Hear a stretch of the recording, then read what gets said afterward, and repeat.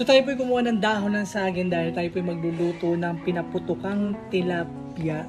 So po, pero pwede nyo po siyang i-steam, pero this time ang gagawin po namin is ipiprito po siya ng nakabalot dito sa dahon ng saging. So para nag-iihaw din po kayo ng isda na merong sibuyas, kamatis sa loob ng tiyan, di ba? So pagkakaiba lang is piprito natin siya na nakabalot sa dahon ng saging instead sa aluminum foil.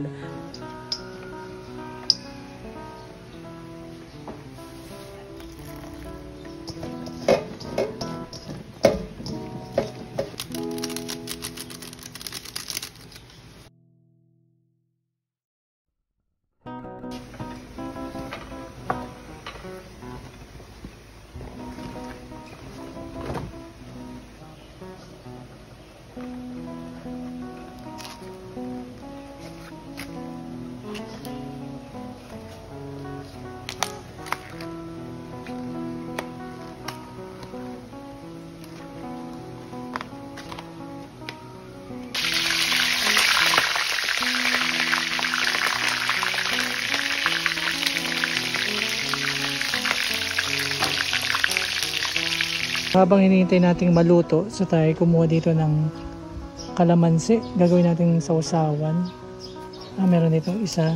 Tapos, kuha na rin tayo ng siling.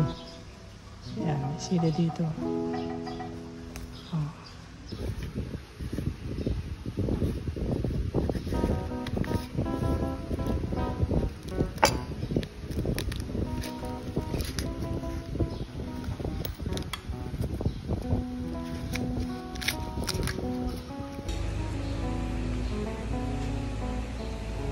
So, yan na yung aming ulam.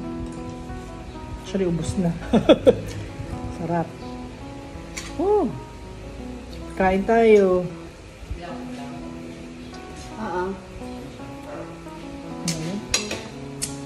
Tapos meron tayo dito ng sausawan. Lagyan mo na sa mesa, bayan. Kain.